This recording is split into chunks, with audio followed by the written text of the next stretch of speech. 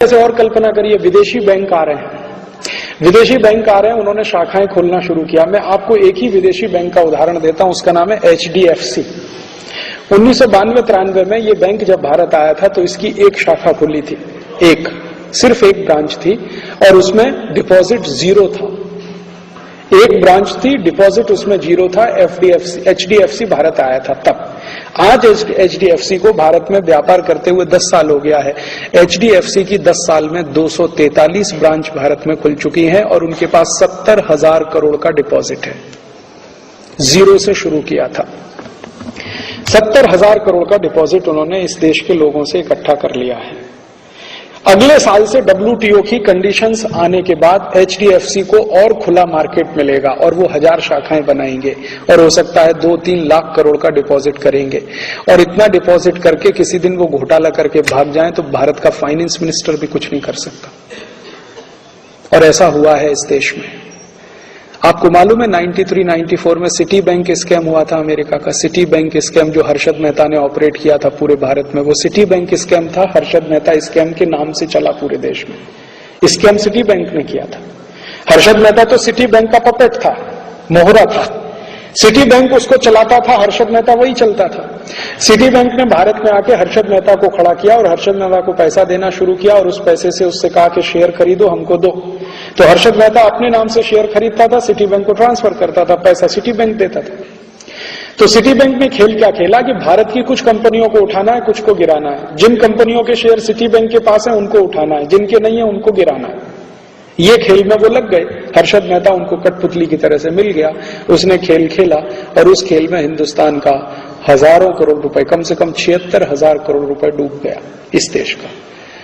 और जब ये सारा घोटाला खुला और घोटाले पर इंक्वायरी हुई, इंक्वायरी भारत सरकार की संसदीय समिति ने की।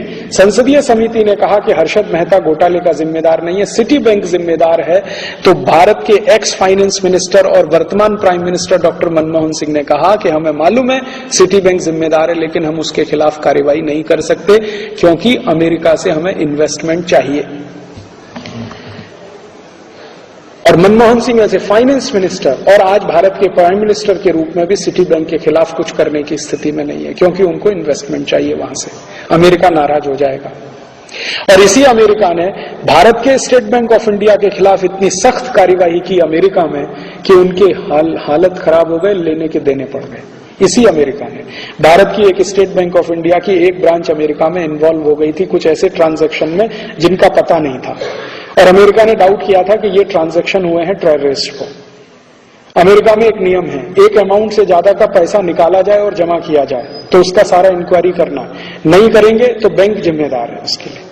तो स्टेट बैंक ऑफ इंडिया ने ऐसे कुछ ट्रांजैक्शन किए थे जिनका कुछ अता पता नहीं था। उसमें अमेरिका ने इतना हैवी पेनल्टी ठोका उनके ऊपर कि एक ब्रांच का पूरा डिपॉजिट उसमें जाने की स्थिति आ गई। अमेरिका ने नहीं छोड़ा आपको, और आपने उनके सिटी बैंक ऑफ को पूरा छोड़ दिया। हाँ, इतना घोटाला किया तो भी हम मंजूर करते हैं। और आपको मालूम है रामनिवास मिर्धा नाम के एक मेंबर ऑफ पार्लियामेंट, उनकी अध्यक्षता में बनी संयुक्त जांच समिति ने यह कह दिया था कि सिटी बैंक को भारत से वाइंड अप करने का आदेश दीजिए, इनका बोरिया बिस्तर बंद करा दीजिए, नहीं तो ये देश को लूटेंगे। वो संसदीय समिति की रिपोर्ट धूल खा रही है और सरकार ने आज तक कुछ नहीं किया, क्योंकि अमेरिका से डर है। अमेरिका नाराज हो जाएगा, हमको इन्वेस्टमेंट नहीं देगा। अभी नेक्स्ट ईयर से city bank, HDFC, ANZ Grindlays, standard chartered, ये सभी बैंक खुले आम अपनी शाखाएं खोलेंगे। वो शाखाएं खोलेंगे कहां? किसी गांव में नहीं। और वो शाखाएं खोलेंगे ऐसी जिसमें आप 50 रुपए डिपॉजिट करा के अकाउंट नहीं खुला सकते। उनके लिए मिनिमम है 5,000, 10,000, 15,000, 20,000, 40,000। आपकी भारत की जो स्टेट बैंक है या भारत की जो बैंक है वो तो गांव में भी जाके शाखा खोलती है, क्योंकि उसको सर्विस देनी है, बिजनेस नहीं करना है, सर्विस देनी। इनको बिजनेस करना है तो वो बड़े बड़े शहरों में शाखाएं खोलेंगे। बंबई है, कलकत्ता है, मद्रास है, हैदराबाद है, कोयम्बतूर है, चेन्नई है, वगैरह वगैरह। और उनमें जो क्रीमी लेयर है भारत का, जिनके पास थोड़ा पैसा, उनके डिपॉजिट रख के उस पर काम करेंगे। और वो डिपॉजिट को कहां इन्वेस्ट करेंगे वो आप भी नहीं रोक सकते और तय भी नहीं कर सकते। तो आपके देश की खून पसीने की कमाई, पूंजी, जो डोमेस्टिक सेविंग्स है, वो विदेशियों के हाथ में आप दे देंगे। इसी तरह से बीमा के क्षेत्र में वो आएंगे, इसी तरह से हर क्षेत्र में वो घुस जाएंगे। और इस तरह से घुस के वो क्या कर सकते हैं भारत का एक उदाहरण देके मैं मेरा व्याख्यान खत्म करता हूं। क्या कर सकते हैं? अभी देखिए, भारत में सेवा के क्षेत्र में, खेती के क्षेत्र में और एजुकेशन आदि आदि में विदेशी कंपनी ज्यादा नहीं आए हैं। अगले साल से आना शुरू होंगे। अभी ज्यादा विदेशी कंपनी आए हैं टूथपेस्ट बेचने के लिए, टूथ पाउडर बेचने के लिए, सॉफ्ट ड्रिंक बेचने के लिए। अभी वो क्या कर सकते हैं हिंदुस्तान में आके, इसका ही एक उदाहरण देता हूं। सॉफ्ट ड्रिंक बिजनेस में अमेरिका के 2 कंपनी आए हैं, पेप्सी कोला, कोका कोला। दोनों मार्केट में 14 साल से जहर बेच रहे हैं, ये सिद्ध हो गया। 1997 से तो हम चिल्ला चिल्ला कर कह रहे हैं कि ये लहर पेप्सी नहीं, जहर पेप्सी है। मैं 1997 से हर पब्लिक मीटिंग में कह रहा हूं लहर पेप्सी नहीं, जहर पेप्सी है।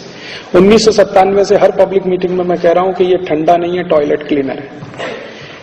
लेकिन पिछले साल भारत की सभी बड़ी प्रयोगशालाओं ने यह सिद्ध कर दिया है कि पेप्सी कोक टॉयलेट क्लीनर है और वो जहर है। प्रयोगशालाओं ने सिद्ध कर दिया। भारत की सबसे बड़ी प्रयोगशाला CFTRI, central food for technological research institute, उन्होंने सिद्ध कर दिया कि ये जहर है और ये भी कहा कि ये टॉयलेट क्लीनर से भी ज्यादा खराब है। CFTRI तो ये कहता है कि पेप्सी कोक टॉयलेट क्लीनर से भी ज्यादा खराब है।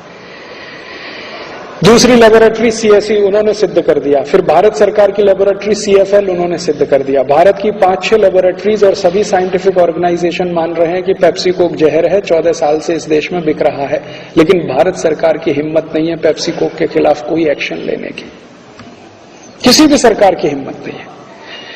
अभी थोड़े दिन पहले तक NDA सरकार चल रही थी, जिसमें बहुत ज्यादा लोग स्वदेशी भक्त हैं और स्वदेशी के नारे लगाने वाले हैं। उनका भी एक्शन लेने का हिम्मत नहीं था पेप्सी कोक पर, और उनके भी मंत्रियों ने पेप्सी कोक को क्लीन चिट दिया पार्लियामेंट के अंदर। अभी NPA सरकार आ गई है, उसकी तो बिल्कुल ही हिम्मत नहीं है पेप्सी कोक के खिलाफ कोई। वैज्ञानिक कह रहे हैं कि ये जहर बेच रहे हैं 14 साल से, और भारत के किसानों ने सिद्ध कर दिया है। भारत के बहुत सारे गांव के किसानों ने पेप्सी कोक स्प्रे किया है और सब कीड़े मर गए हैं, सब जंतु मरे हैं।